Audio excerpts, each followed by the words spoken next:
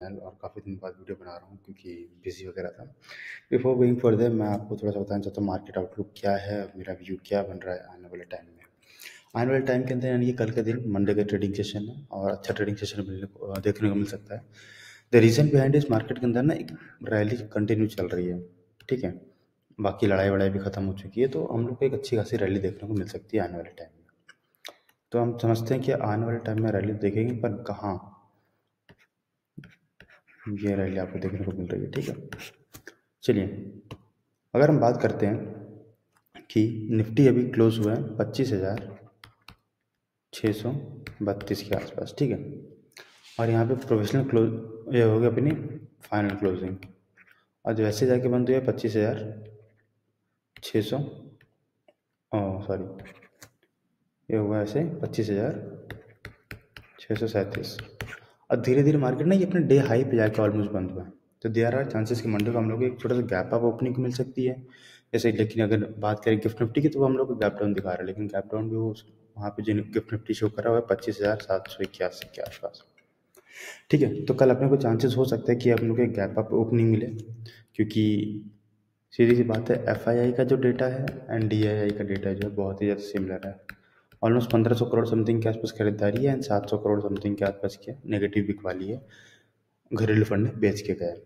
अब हमारा व्यू क्या बनता है यहाँ से? हमारा व्यू सिंपल सा बन रहा है कि मार्केट अगर कल नीचे आता है 25,550 के आसपास, 25,550 के आसपास अगर आता है तो वहाँ से हम लोग एक डिप देखते हैं यहाँ पे बाइंग करने के लिए, क्योंकि ऑलरेडी यहाँ पे देखो इस रेंज के आसपास में थोड़ी देर टाइम टाइम पास किया मार्केट में, ठीक है। खुला टाइम पास इसी रेंज में ब्रेक नहीं करा 520 को, ठीक है। नीचे अगर 25,520 को ब्रेक नहीं किया है, ऑलमोस्ट उसी की रेंज के अंदर साइड में घूमता रहा। और जब ये इसने अपर रेंज ब्रेक किया 560 का, तो वहाँ से आपको देखो सिंपल से एक सीधी सीधी रैली देखने को मिली है, ठीक है। और ये रैली ऊपर ही जा रही थी, ये इसका डे हाई है ये जो यहीं पे जा रही थी। लेकिन मार्केट के अंदर सिंपल सी बात है, जब नया ट्रेडिंग सेशन ओपन होता है तो ऑप्शन राइटिंग भी होती है, और ऑप्शन राइटिंग होती है तो उन्होंने एवरेज ही मोटा मोटा पकड़े चलो कि 680-700 के रेट में एवरेज जो लोग अच्छी खासी ऑप्शन राइटिंग कर रहे हैं।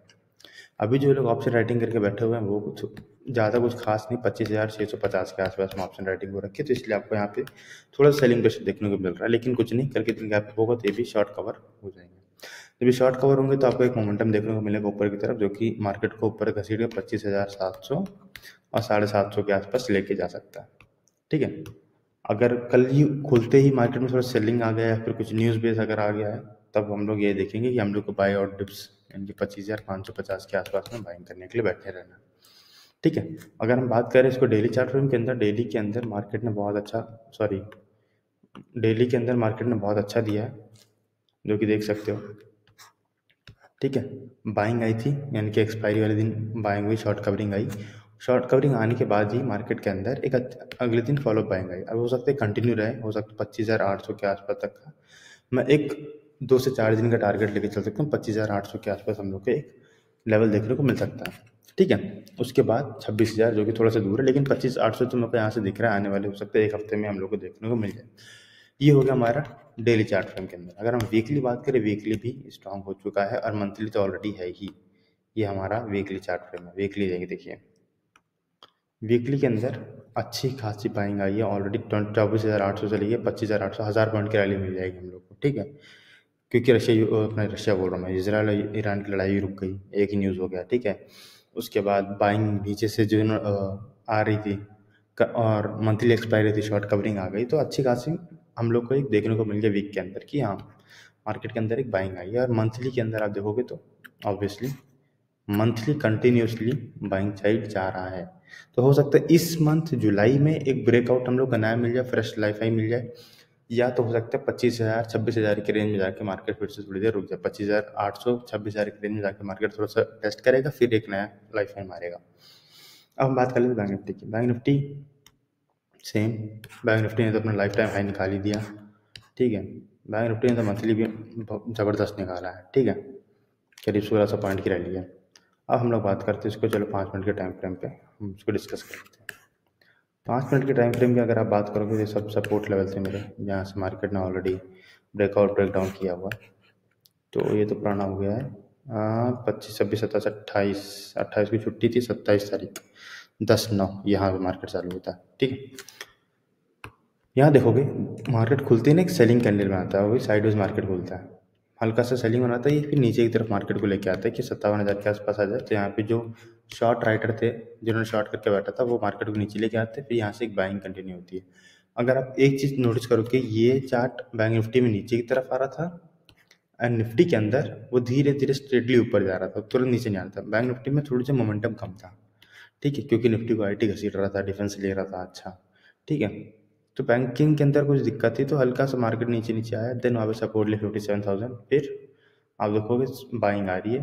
अब बाइंग ऐसी ही बाइंग चाहिए, बाइंग आई, कंसोलिडेट किया, फिर स्लोली स्लोली स्लोली ऊपर गया, फिर वहाँ से शॉर्ट, देन एवरेज। अपना नेक्स्ट टारगेट क्या बनता है, ठीक है, बैंक निफ्टी का बहुत सिंपल क्रिस्टल क्लियर टारगेट बनता है 57,500 से लेके 58,000 के आसपास में हम लोग को ये देखने को मिल सकता है विद इन 1 से 2 डेज, 2 से दिन मैक्सिमम इस हफ्ता, इससे ज़्यादा नहीं आपको लगेगा 58,000 देखने के लिए, क्योंकि एक शॉर्ट राइटिंग हो सकती है 57,500 के आसपास, जो कि अगर अच्छी खासी शॉर्ट कवरिंग आ गई या फिर क्योंकि अगर मार्केट में बाइंग अच्छा आ गया या गैप अप हो गया, अच्छा गैप अप हो गया, 50-100 पॉइंट का गैप अप निफ्टी में अगर करता है तो ये भी अपने को 100-200 पॉइंट का गैप अप मिल जाएगा, 100-200 पॉइंट 300 पॉइंट के आसपास गैप अप बैंक निफ्टी भी दिखा देगा अगर 100 पॉइंट निफ्टी करता है तो, ठीक है। जिसके हिसाब से अगर ये 100 पॉइंट यहीं से करता है तो 57,500 के ऊपर आपको ऐसे भी दिख जाएगा। 57,500 के ऊपर रहेगा तो ये होगा कि शॉर्ट कवर अच्छा खासा में देखने को मिल जाएगा, जो कि मार्केट को घसीट के ऊपर की तरफ लेके चला जाएगा, ठीक है। तो अपने पास टारगेट क्या आएगा, अपने पास टारगेट है 57,500 का बैंक निफ्टी के अंदर, उसके बाद आएगा 58,000 का।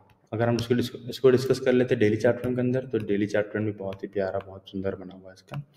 ये देखिए डेली के अंदर भी सेम बाइंग आया, follow buying, and comes to weekly, weekly के अंदर भी आपको देखने को मिल सकता है। और डेफिनेटली एक मंथली एक्सपायरी भी थी, तो आप ये कंसिडर कर सकते हैं मंथली एक्सपायरी थी तो इसलिए हुआ होगा, लेकिन नहीं, मंथली एक्सपायरी थी, डेफिनेटली शॉर्ट कवरिंग आई है, लेकिन उसके बाद भी नेक्स्ट डे अगर बाइंग आई है, इसका मतलब ये है कि मार्केट के अंदर थोड़ा बहुत आपको देखने को मिला है कि लाइक बाइंग देखने को मिली है एंड कंटिन्यू फॉलोअप मिला है।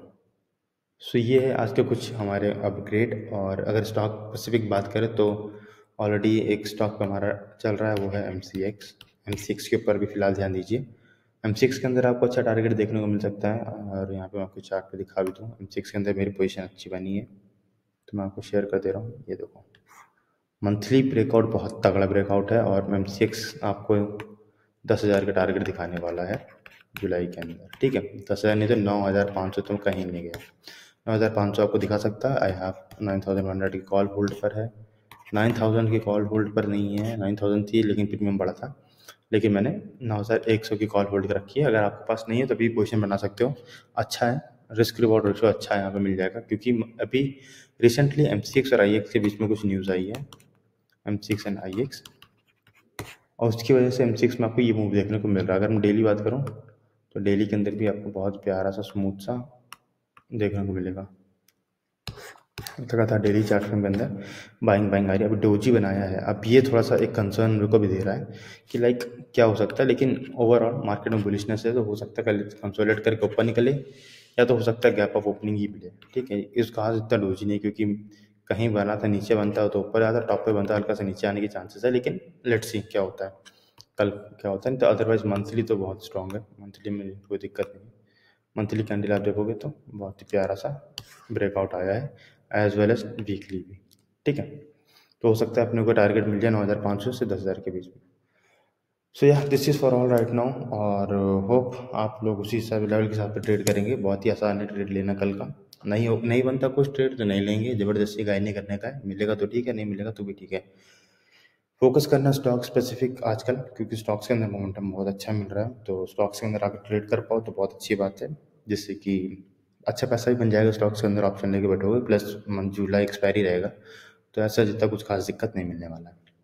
तो तब तक यहीं रैप अप करते हैं, तब तक के लिए बाय बाय, टेक केयर, और मिलते हैं फिर नेक्स्ट वीडियो के अंदर, जहाँ पर हम डिस्कस करने वाले हैं कि कैसे आप अच्छे लेवल निकाल पाओगे बैंक निफ्टी के, और स्टॉक के अंदर कैसे पता लगे कौन से स्टॉक में ट्रेड करना है, मोमेंटम किसके अंदर है, कौन सा स्ट्राइक प्राइस चूज़ करना है, डेल्टा कितना चाहिए अपने को, अगर सेल करो तो कितना डेल्टा पे बेचना, थीटा कितना मिलेगा, वगैरह वगैरह हम आगे चल के बात करने वाले हैं। तब तक के लिए बाय बाय, टेक केयर।